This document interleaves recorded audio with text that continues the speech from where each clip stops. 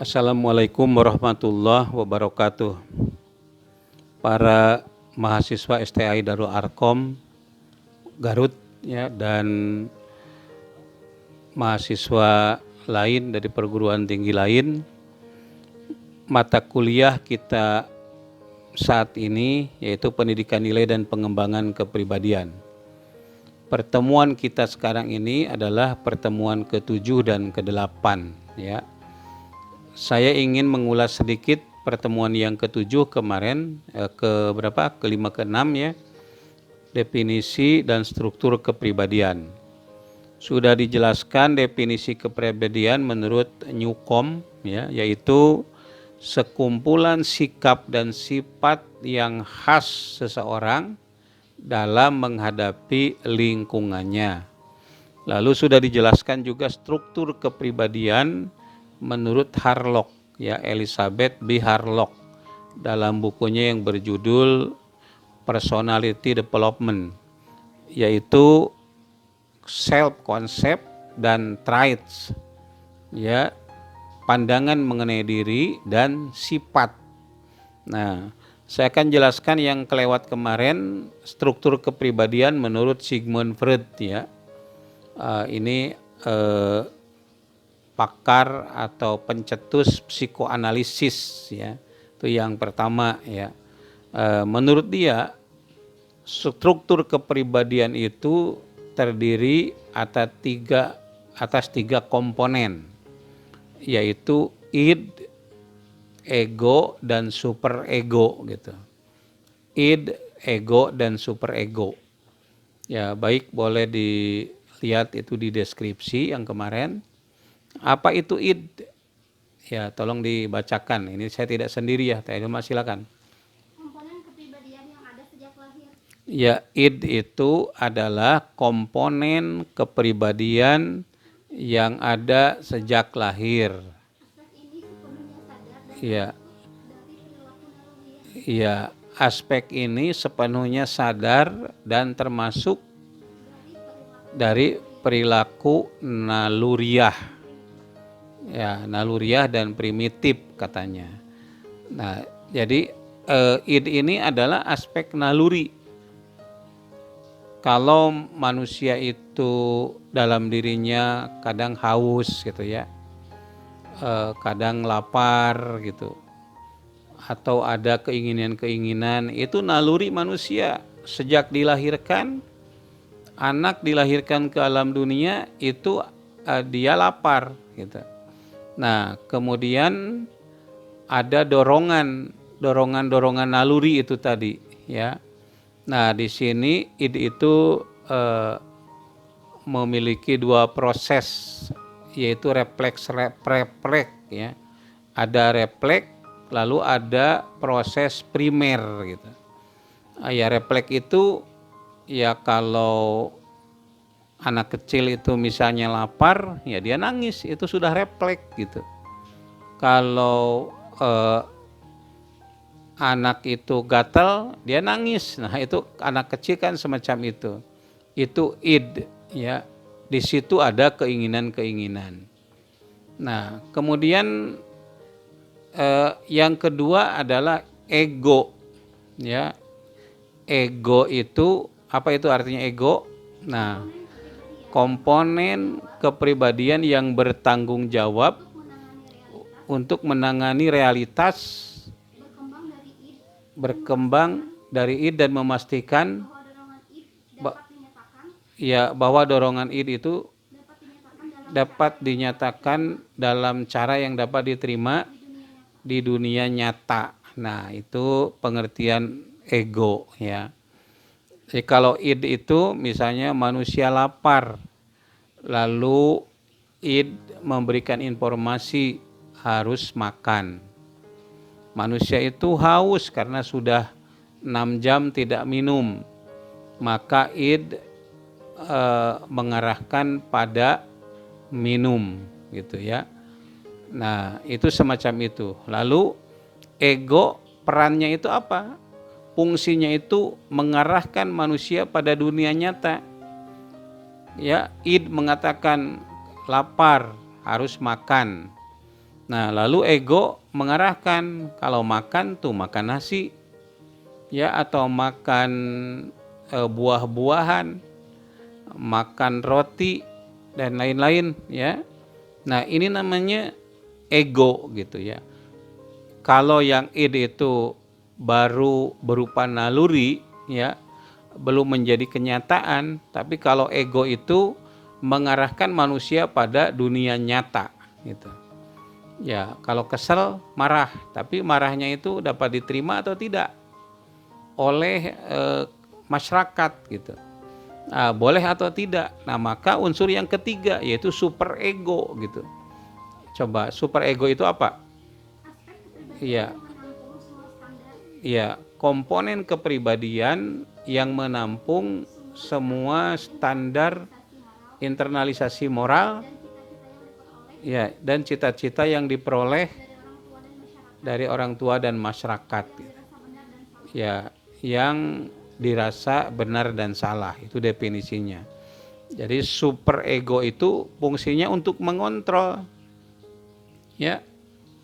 Id ingin makan, ya, ego menunjukkan kalau lapar itu ya makanlah nasi. Nah, kalau super ego itu mengarahkan boleh tidak makan kalau bulan puasa.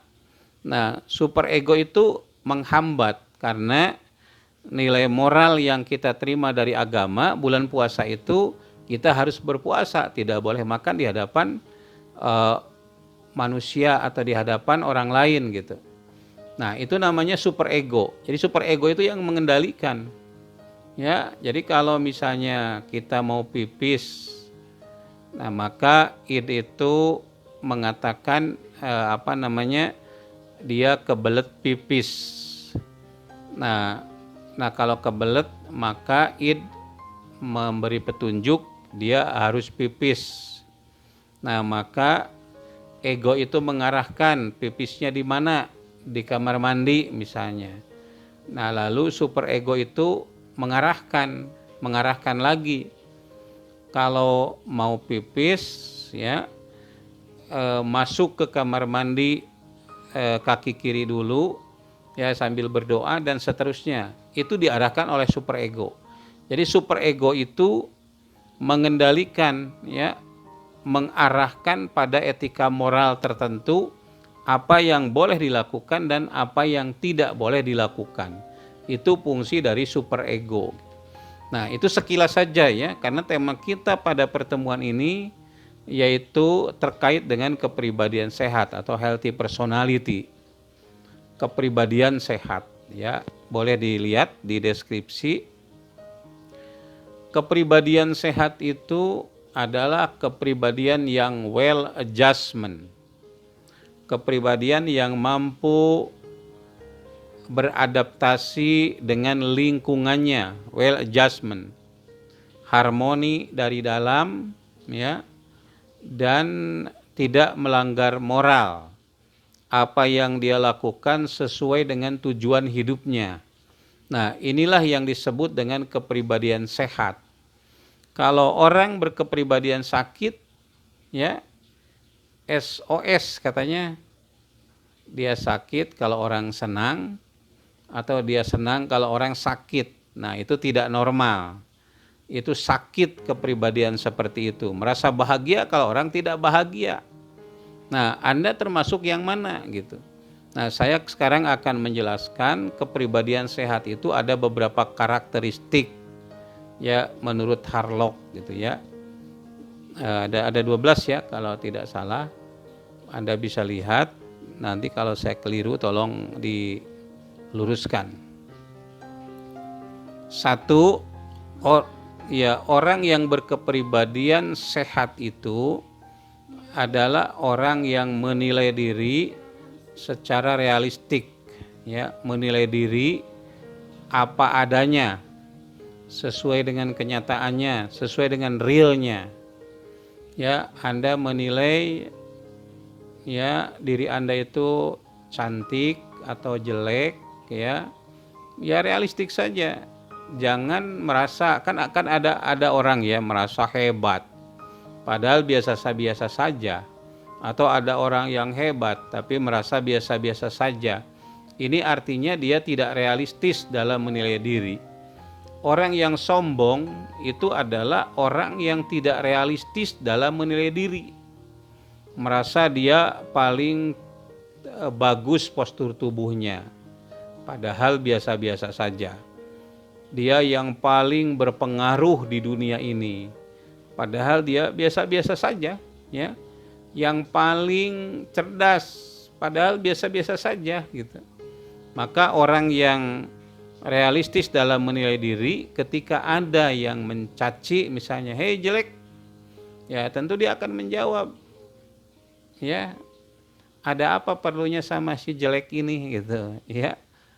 Ya, "Hei bodoh," ya, ada apa perlunya sama si bodoh ini? Ini harus seperti tukang beca yang ada di Madura, ya. Ya, dia menyali bis gitu. Polisi bilang, "Hei, goblok dasar tukang beca." Tukang beca itu bilang, kalau nggak goblok nggak jadi tukang beca, katanya, ya. Nah, itu contoh begitu, ya. Jadi realistis saja dalam menilai diri itu. Ya, ada yang jual jeruk, ya. Ada yang beli 3 kilo. Ternyata jeruknya itu kecut, gitu, ya.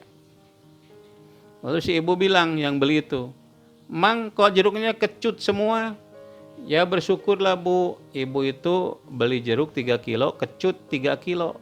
Kalau saya 1 kintal kecut semua nggak apa-apa," gitu. Ya, itu realistis dalam menilai diri, gitu. Jadi kalau ada orang yang mencaci maki, ya memang realitasnya begitu, berarti orang itu suka sama kita, gitu, ya.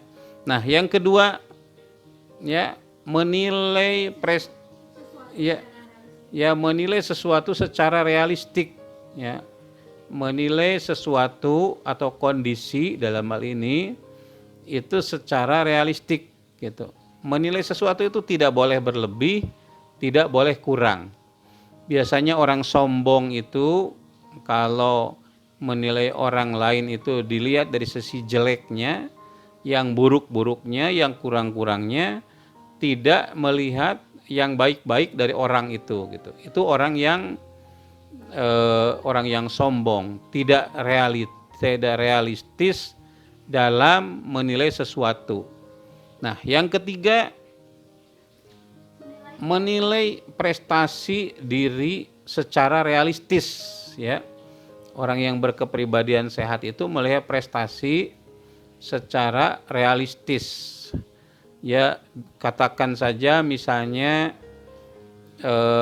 kalau Anda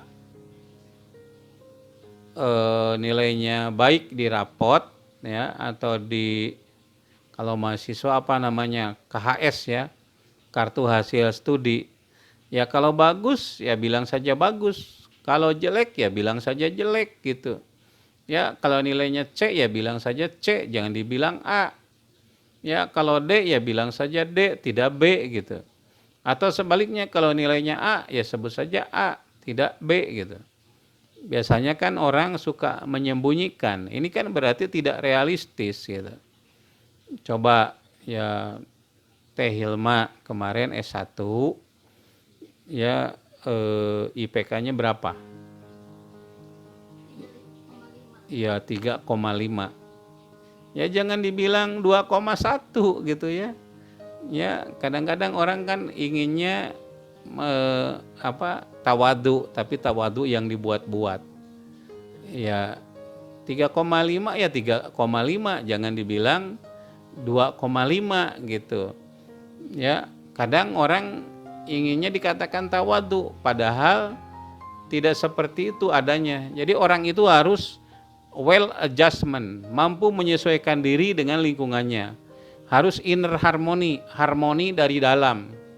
Tidak ada sesuatu yang disembunyikan, ya apa adanya, bukan ada apanya, gitu. Nah, itu, ya. Nah, yang keempat, ya, orang yang berkepribadian sehat itu menerima kenyataan. Ya, kadang saya merenung di malam hari, gitu, ya. Inilah saya apa adanya. yang penuh kekurangan di samping ada kelebihannya. Ya, kekurangan-kekurangan, dosa dan nista kita bertaubat, kita akui kepada Allah. Ya, kita menyadari kekurangan-kekurangan itu, termasuk juga di hadapan manusia. Ya, kita juga menyadari ada kelebihan-kelebihan yang Allah berikan kepada kita.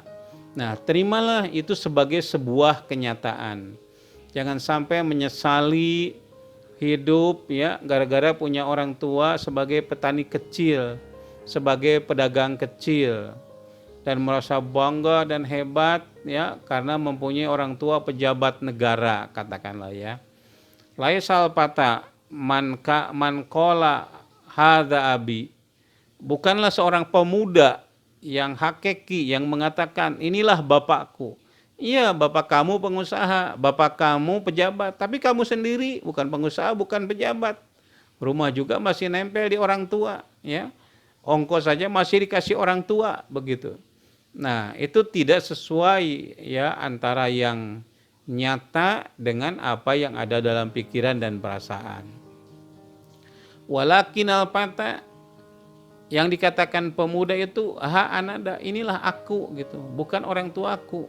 Ya, tidak nempel beken pada ibu dan bapak, tidak nempel beken kepada saudara, kepada tetangga apalagi gitu ya. Ya diri sendiri gitu ya. Nah, terima saja itu kenyataan bahwa saya punya kelebihan, punya kekurangan. Itu adalah kenyataan, menerima kenyataan. Ya, tidak boleh tidak diterima apa yang sudah terjadi. Itu merupakan takdir dari Allah gitu. Nah, jadi kalau misalnya ya dalam hal musibah ya, dalam hadis dikatakan apabila ada wabah di suatu tempat, yang ada di tempat itu tidak boleh keluar. Kalau dia mati, maka dia sebagai syahid. Kalau tidak mati dengan keyakinan itu takdir Allah, maka dia akan mendapatkan pahala syahid. Bukan menghebat-hebatkan diri sendiri. Ini takdir Allah gitu. Karena orang yang merasa hebat ya, ternyata dalam menghadapi kenyataan ya tidak seperti itu. Kalau saya jadi presiden akan begini, akan begitu. Kalau saya jadi kepala sekolah, kalau saya jadi rektor akan begini, akan begitu. Kenyataannya apa? Nol. Ya, tidak mampu menghadapi hal yang kecil sekalipun kalau tanpa ada pertolongan Allah ya. Nah, jadi tanamkan kepada para peserta didik termasuk kepada diri Anda sendiri agar kita itu menerima kenyataan dan peserta didik juga menerima kenyataan. Enak hidup itu kalau begitu ya. Nah, yang kelima ya. Ya, menerima tanggung jawab. Kalau kita diberi tanggung jawab dan kita sudah menerimanya, maka kita harus menjalankan tanggung jawab itu dengan sebaik-baiknya dan dengan sebenar-benarnya. Kalau tidak akan mampu, jangan diterima tanggung jawab itu. Ya, ada orang ya kalau diberi tanggung jawab ya terima saja walaupun dia tidak mampu. Kenapa? Ya dia tidak realistis dalam menilai diri, tidak realistis dalam menilai situasi, tidak menerima kenyataan. Kenyataannya tidak mampu lalu diterima tanggung jawab itu. Kalau tidak mampu ya jangan diterima, karena kalau diterima nanti yang jelek kalau tidak terlaksana ya diri kita sendiri. Nah, karenanya maka kalau diberi tanggung jawab ya kalau sudah diterima upayakan untuk selalu meningkatkan kemampuan untuk dapat melaksanakan tanggung jawab itu. Nah, anak itu para murid, karena Anda ini calon-calon pendidik ya, anak itu harus diberi tanggung jawab sejak kecil. Ya, apapun, sekecil apapun, jangan tidak diberi tanggung jawab, termasuk anak-anak kita di rumah gitu. Beri tanggung jawab ya. Nanti dia akan menjadi anak yang akan bertanggung jawab. Karena saya melihat sendiri ada anak-anak kos ya, hidup bareng 3 orang, yang satu mau nyapu, yang satu tidak. Berarti pada waktu kecil tidak diberi tanggung jawab oleh orang tuanya ya. Yang satu rajin sekali, kalau ada yang kotor dia bersihkan, tapi yang satu lagi justru membuat kotoran di kosannya itu. Nah, ini artinya apa? Sejak kecil tidak dididik untuk bertanggung jawab. Ya, itulah orang yang kepribadian sehat. Yang kelima, bertanggung jawab. Yang keenam, mandiri atau otonom. Tidak bergantung kepada yang lain. Dia independen ya di dalam hidupnya itu. Ya, mandiri, tidak harus ini kalau mau berbuat mikir dulu ini. Ini apa kata orang tua. Kalau menurut dia itu bagus, laksanakan sambil memberitahu kepada orang yang ada di sekitarnya. Jangan menunggu aba-aba. Jangan mengatakan apa yang harus saya lakukan, tapi katakanlah inilah yang harus saya lakukan. Bukan bertanya apa yang harus saya lakukan, tapi inilah yang harus saya lakukan, ya. Itu otonom artinya. Ya, mandiri, tidak bergantung kepada yang lain. Kita itu harus seperti ikan di laut. Walaupun air yang ada di laut itu asin, tetapi ikan itu tidak asin. Kenapa? Karena hidup begitu ya. Nah, kita itu juga harus seperti ikan di laut, otonom ya. Itu yang keenam. Yang ketujuh Mengendalikan emosi. ya mengendalikan emosi yang wajar atau kontrol emosi yang wajar. Kalau dalam bahasa Arab tidak boleh ifrot. Ifrot itu berlebih-lebihan. Ya, kalau marah berlebih-lebihan ya. Karena hanya misalnya masalah kecil, marahnya besar gitu. Ya, atau tidak boleh taprit. Taprit itu sama sekali tidak ada emosi gitu ya. Nah, itu tidak terkendali juga gitu. Ya, sedang duduk ada yang mukul kepala, cuman lihat diam saja gitu. Itu namanya taprit ya. Ya. Sedang duduk ada yang megang pundak lalu marah berlebih-lebihan gitu ya. Itu namanya ifrat. Nah, maka dalam diri kita itu ada homeostatik namanya ya, yang mengendalikan apa? Perilaku kita, ya, perasaan kita dan pikiran kita, tidak berlebih dan tidak kurang. Ya, kendalikan emosi itu yang wajar. Kalau gembira jangan terlalu gembira, kalau sedih jangan terlalu sedih. Kalau marah jangan terlalu marah, kalau tidak marah ya jangan terlalu marah, jangan pengecut sama sekali. Ya, itu tidak berlebih-lebihan. Itu emosi wajar gitu. Ya, itu yang ketujuh. Yang kedelapan, ya, berorientasi pada tujuan atau goal orientation. Berorientasi pada tujuan. Ya, jangan lalu belok kiri kanan ya. Nah, kita punya tujuan. Istiqomah itu ya, orientasi pada tujuan itu. Kalau kita mau pergi ke kampus, ya dari awal pergi ke kampus, jangan belok kiri belok kanan gitu. Ke kampus jam 1 ya sampai jam 1. Maka kita harus mengukur waktu kita itu kapan sampai. Itu namanya goal orientation, ya, berorientasi pada tujuan.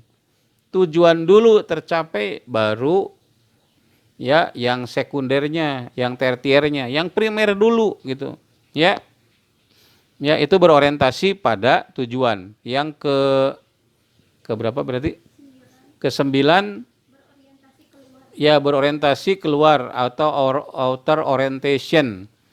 Anda jangan hanya baik untuk diri sendiri saja, tapi juga harus baik untuk orang lain. Anda bukan hanya untuk kenyang diri sendiri, tetapi orang lain lapar. Anda bukan hanya enak diri sendiri saja ngomong, orang lain yang di sekitar itu sakit. Kita harus outer orientation, berorientasi keluar juga gitu. Bukan hanya untuk diri Anda sendiri yang baik gitu. Termasuk anak-anak. Beri ajaran untuk pro sosial, bukan hanya mementingkan diri sendiri. Dan yang ke-10 ya dukungan sosial atau sosial acceptance. Orang yang berkepribadian baik tentu akan didukung secara sosial, ya. Karena dia tidak akan menyakiti orang lain. Karena dia tidak akan mengganggu orang lain dengan lisan dan tangannya. Ya, muslim yang baik itu kan begitu ya. Man salima Orang yang saudaranya itu akan selamat dari tangan dan mulutnya, dari gangguan lisannya gitu. Nah, itu akan mendapatkan dukungan sosial. Bergaul dengan siapa saja dia akan diterima, walaupun dia tidak terpengaruh kalau yang jelek oleh orang lain, karena dia otonom, mandiri dalam hidupnya ya. Dan yang berikutnya yang ke-11 ya, memiliki falsafah, memiliki prinsip hidup begitu, yaitu agama dan budaya. Jadi orang itu tidak pelin-pelan. Kenapa? Karena dia punya prinsip hidup. Dari mana? Yaitu dari agama dan budaya. Anda sebagai orang Sunda punya budaya Sunda. Jangan mudah tergoyahkan oleh budaya lain yang buruk, katakan ya. Anda sebagai Muslim, maka sebagai Muslim itu punya kepribadian sendiri, punya falsafah hidup sendiri. Jangan mudah tergoyahkan oleh ide-ide atau pengaruh-pengaruh lain di luar agama kalian, di luar budaya kalian. Budaya kita itu harus establish ya, harus ajeg ya. Kenapa kemudian banyak negara yang sudah lama berdiri seperti Mesir tapi tidak dibilang sebagai negara maju?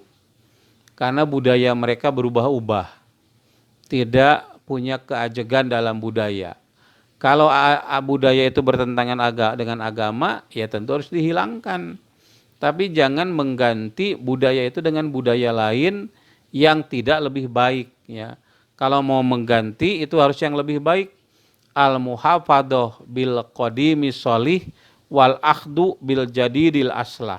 Memelihara tradisi lama yang bagus dan mengambil budaya yang baru yang lebih bagus.